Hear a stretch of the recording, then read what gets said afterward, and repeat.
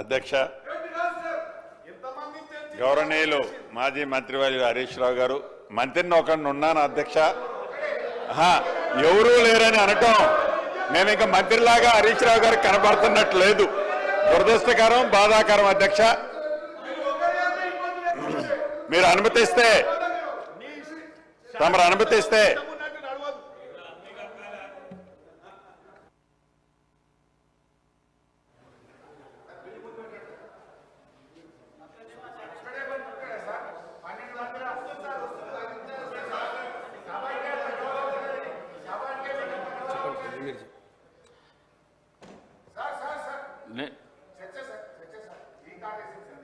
LA minister గారు రాని నేను కొంతమంది మంత్రులు అక్కడ మండలిలో ఉన్నారు, కొంతమంది ఈడ ఉన్నారు.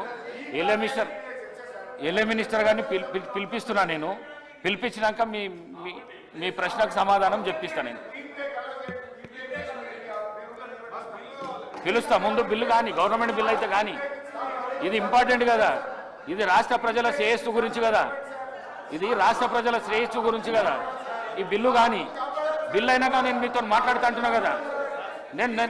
నేను స్పీకర్ చంబర్ పిలిచి మాట్లాడతా. నేను ఇప్పుడైతే బిల్లు అయితే కానీ, బిల్లు అయినాక తీసుకుందాం. ఒక సభ్యుని గురించి రాష్ట్ర శ్రేయస్సును ఈ విధంగా మీరు సభా సమయాన్ని వృధా చేసుడు, ఇది చాలా పొరపాటు. హరీష్ రావు గారు, మీరు చాలా సీనియర్ శాసనసభ్యులు. హరీష్ రావు గారు, మీరు చాలా సీనియర్ శాసనసభ్యులు. మంత్రి పదవి కూడా చేసిండు, మీరు ఎల్ఏ మినిస్టర్ కూడా చేసిండు. మినిస్టర్ లేనప్పుడు చేయనికే వీలుండదు. రేవూరి ప్రకాష్ రెడ్డి గారు సార్ సీనియర్ శాసనసభ్యులు హరీష్ రావు గారు, గవర్నర్ గారు అనుమతి ఇచ్చిన తర్వాత, ఏసీబీ టేకప్ చేసిన తర్వాత హౌస్లో చర్చించే అంశమే ఉత్పన్నం కాదు సార్. కానీ ఇష్యూను డైవర్ట్ చేయడానికి హౌస్లో అని చెప్పి పబ్లిక్లో ఒక కన్ఫ్యూజన్ క్రియేట్ చేయడానికి చేసే ప్రయత్నమే కానీ ఇది చట్టబద్ధత కాదు. ఒకసారి కేసు ఏసీబీ పోయిన తర్వాత, గవర్నర్ గారు అనుమతి ఇచ్చిన తర్వాత శాసనసభలో చర్చించే అంశమే రాదు అని చెప్పి మీ ద్వారా సభ్యులకు నేను రిక్వెస్ట్ చేస్తున్నాను సార్. గౌరవ మంత్రి గారు, government bill now I will take up. అధ్యక్ష, తెలంగాణ భూభారతి రికార్డ్స్ బిల్. మంత్రి గారు. అధ్యక్ష ధన్యవాదాలు. ఏదైతే 17th నాడు 18th నాడు ఈ సభలో రాష్ట్రాల్లో ఉన్న లక్షలాది మంది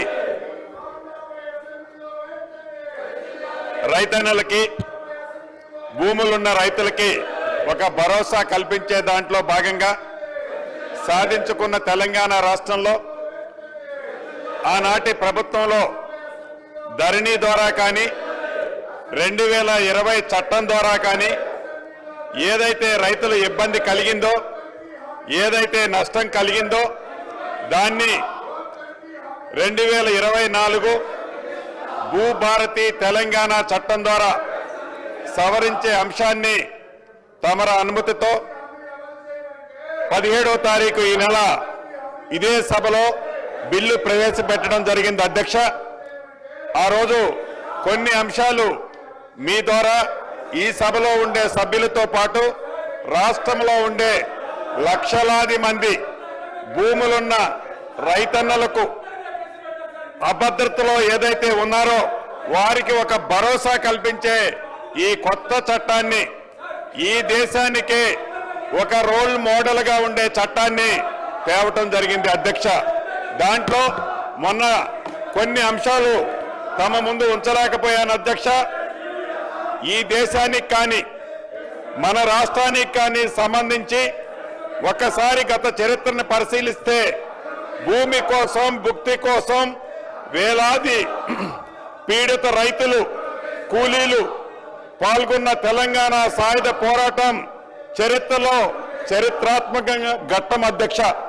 అదే రకంగా ఈ ఘట్టానికి, ఈ ఉద్యమానికి ప్రధానమైన కారణం నిజాం కాలం నాటి భూ సమస్యలు, నిజాం సంస్థానంలోని ఉద్యోగులు, జాగీర్దారులు, దేశముఖులు, దేశ పాండ్యం లాంటి భూస్వాములంతా అధికార దర్పంతో ఆనాటి ప్రభుత్వం ఏదైతే అధికార దర్పంతో ధరణిని 2020 చట్టాన్ని తీసుకొచ్చి ప్రజల నెత్తిన రుద్దిందో అటువంటి చట్టాన్ని గతంలో నిజాం నవాబు కంటే ముందు కూడా అదే పద్ధతి ఉండేది అధ్యక్ష.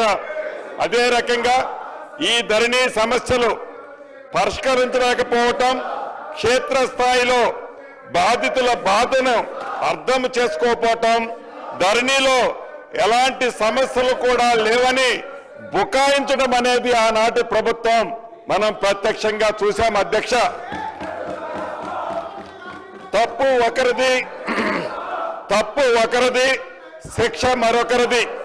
తప్పు చేసింది దొరవారు, శిక్ష అనుభవించింది మాత్రం అమాయక ప్రజల అధ్యక్ష.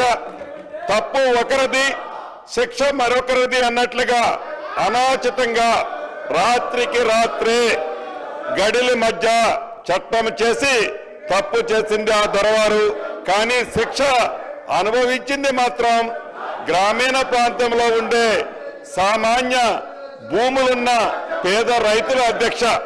అదే రకంగా ఎలా ఇబ్బంది పడ్డారో ఒక ఎగ్జాంపుల్ ఈ వేదిక ద్వారా మీ పర్మిషన్ తో చెప్పదలుచుకున్నాను అధ్యక్ష. సిద్దిపేట జిల్లా మీరుదొడ్డి మండల కేంద్రానికి చెందిన మధ్యల కృష్ణయ్య అనే దళిత రైతు 73 సంవత్సరాల అధ్యక్ష. ఇదే గ్రామానికి చెందిన ఒక రైతు 35 ఏళ్ల క్రితం 1452 సర్వే నెంబర్లో 7 ఎకరాల భూమిని కొనుగోలు చేశారు అధ్యక్ష. ధరణి వచ్చిన తర్వాత 35 ఏళ్ల క్రితం కొన్న భూమి ఏదైతే ఉందో, పొజిషన్లో ఏదైతే ఉన్నారో దాన్ని ఈ ధరణి కారణంగా ఆ భూమిలో ఉన్న రికార్డులన్నీ తారుమారయ్యాయి అధ్యక్ష. ఆ కారణం చేత జనవరి 22వ తారీఖు 2023 నాడు మధ్యల కృష్ణయ్య గారు 73 సంవత్సరాల వయసున్న మధ్యల కృష్ణయ్య గారు ఆ బాధను తట్టుకోలేక ఆత్మహత్య చేసుకున్నారు అధ్యక్ష. ఇది అంటే ఇటువంటి కృష్ణయ్య గారు లాంటి వాళ్ళు కొన్ని వేల మంది బాధితులు ఈ చట్టం ద్వారా, ఆనాటి చట్టం ద్వారా ప్రత్యక్షంగా నష్టం కలిగింది అని తమరికి ఈ వేదిక ద్వారా తెలియజేస్తున్నాను అధ్యక్ష. మనం చిన్నప్పుడు చదువుకున్నాం. ఒక పెట్ట కథ మీకు చెప్పాల్సిన అవసరం ఉంది అధ్యక్ష. 2 పిల్లులు రొట్టె కథ ఈ ధరణిలో ఉంది. ఏదైతే 2 పిల్లుల మధ్య ఒక రొట్టె కథ గ్రామీణ ప్రాంతాల్లో కథలుగా చెప్పుకుంటారు అధ్యక్ష. ఆ కథ ఏంటంటే, ఒక రొట్టె ముక్క, 2 రొట్టె ముక్కలు ఉంటాయి అధ్యక్ష. ఆ రొట్టె ముక్కలో ఒక పిల్లి ఆ సైజ్ ఎక్కువ ఉందని, ఇంకొక పిల్లి ఈ సైజ్ ఎక్కువ ఉందని కోతి పంచాయతీ చేస్తుంది అధ్యక్ష. చివరికి 2 పిల్లుల్ని కాదని ఆ 2 రొట్టె ముక్కలని ఆ కథలో కోతి తిన్నట్లే ఈ ధరణి కాన్సెప్ట్ ని పెట్టి తెలంగాణ రాష్ట్రంలో ఉండే దళిత, గిరిజన, మైనారిటీ, బీసీల వేలాది ఎకరాల భూములని ఆనాటి పెద్దలు కోతి సామెతలాగానే తన్నుకుపోయారు అధ్యక్ష ఈ ధరణిని పెట్టి. అదే రకంగా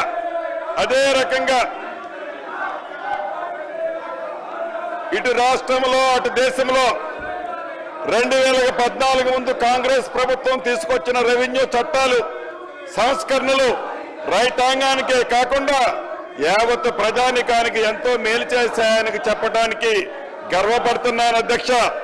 అదే నిబద్ధత, అదే ఆశ, అదే ఆశయాలతో ప్రతిష్టాత్మకంగా ప్రవేశపెట్టిన ఈ భూభారతి 2024 రెవెన్యూ చట్టం నిజమైన ప్రజల చట్టం.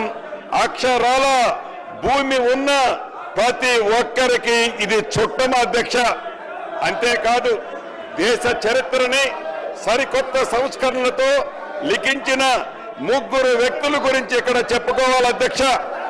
అదృష్టవశాత్తు ఈ సంస్కరణలన్నీ చేసింది తెలంగాణ బిడ్డలే కావటం మరొక విశేషం. భూ కమతాల పరిమితి చట్టం తెచ్చిన నాటి ముఖ్యమంత్రి తెలుగు ప్రధాని శ్రీ పివి నరసింహరావు గారు కౌలు రైతులకు మేలు చేసే విధంగా కౌలు రక్షిత చట్టం తీసుకొచ్చిన నాటి ముఖ్యమంత్రి శ్రీ బూర్గుల రామకృష్ణారావు గారు అదే విధంగా జాగీర్ల రద్దుతో కీలకంగా వ్యవహరించిన మాజీ ఉప ముఖ్యమంత్రి కొండ రెడ్డి గారు మాకు అని ఇక్కడ చెప్పాలి.